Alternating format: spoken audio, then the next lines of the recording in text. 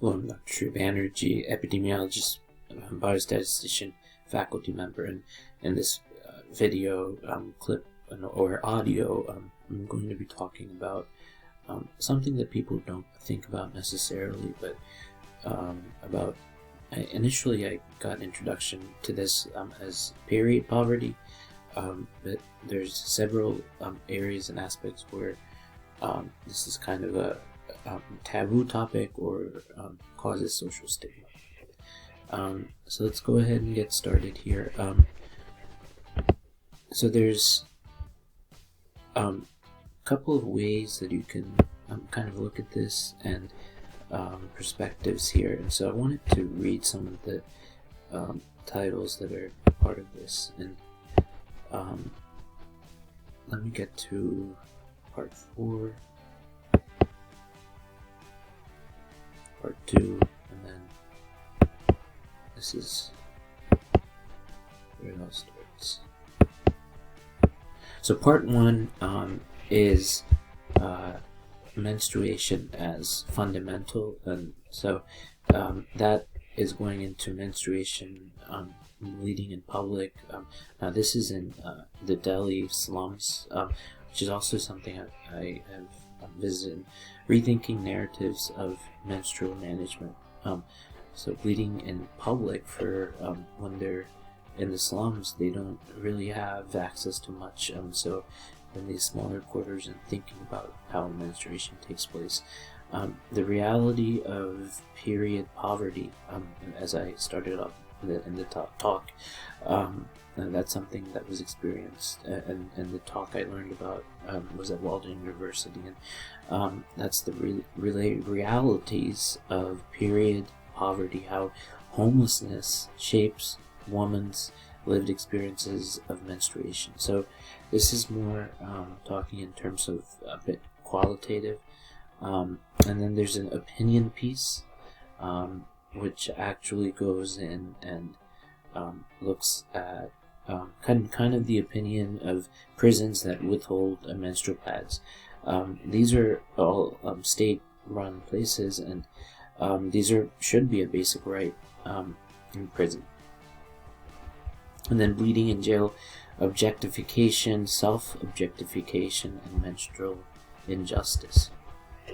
So that's part 1. I'm not going to try to include everything, but because that's not the scope of this talk. But there's quite a few authors here, and then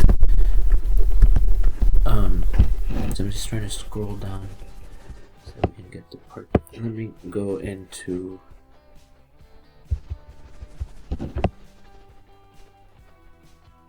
So part 1 actually had some more parts to it, and we're unable to actually complete this.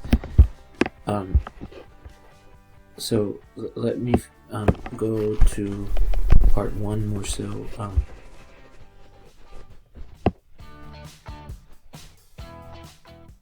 So toxic shock syndrome and tampons, the birth of a movement and a research agenda is what they call it. Measuring and some of these give you ideas about how this could be researched more, but measuring menstruation related absenteeism among adolescents in low-income countries, because that's a kind of working majority working group in adolescence. And then practice note, if only all women menstruated exactly 2 weeks ago, interdisciplinary challenges and experiences of capturing hormonal variation across the menstrual cycle, monitoring menses, design-based investigations of menstrual tracking apps, and then after the apps, then life is much more difficult to manage during periods, autistic experiences of menstruation.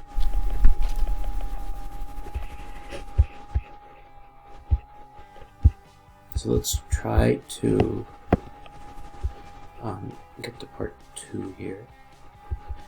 So part 4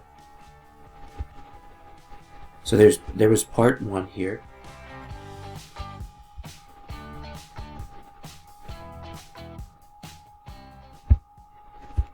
And then part 2 is menstruation as embodied.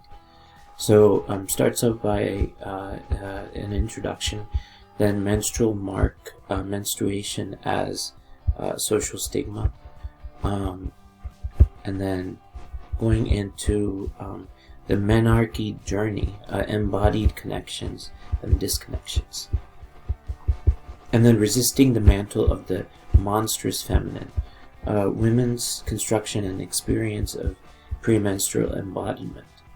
Learning about, another article is learning about what's down there, body image below the belt, and menstrual education. And then living in uncertain times, experiences of menopause and reproductive aging. The womb wanders not. This is another one. Enhancing endometriosis education in a culture of menstrual misinformation. And then premenstrual syndrome and the myth of the irrational female. The sexualization of menstruation with tampons during rape and prostitution. Visible bleeding. The menstrual concealment imperative. And then transnational engagements from debasement, disability, and disaster to dignity, stories of menstruation under challenging conditions.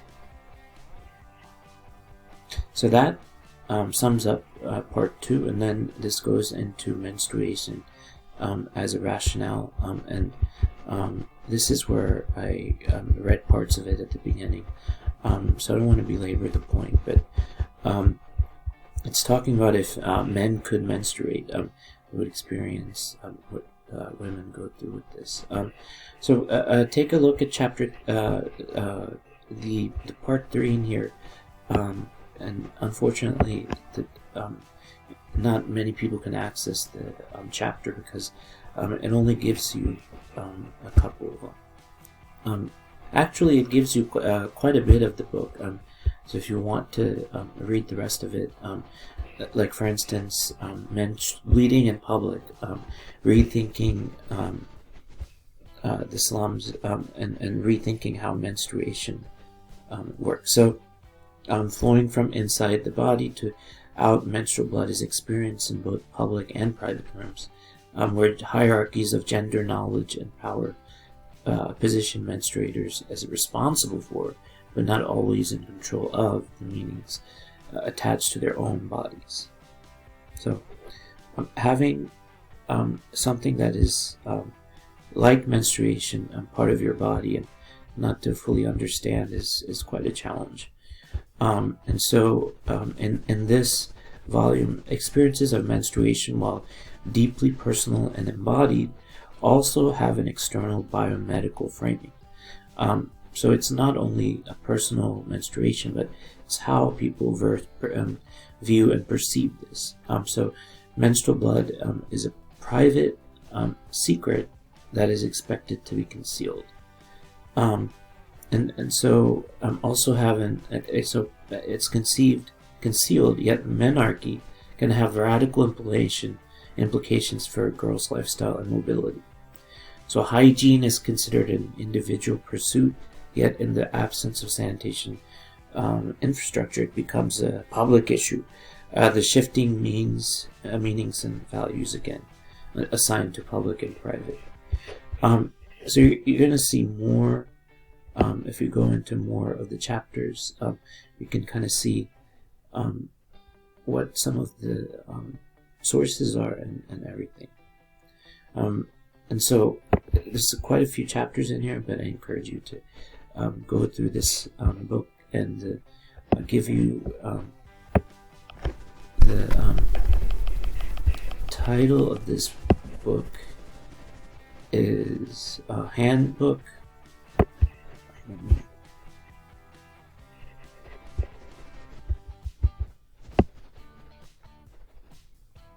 So it's the Palgrave Handbook of Critical Menstruation Studies. So this is specifically, and it's open access, so specifically the one that I read out, all the subheadings. These subheadings are part of this the kind of collective writing writing endeavor. So that explains parts of this. Hope you have the time to look through this a bit more. Thank you for listening.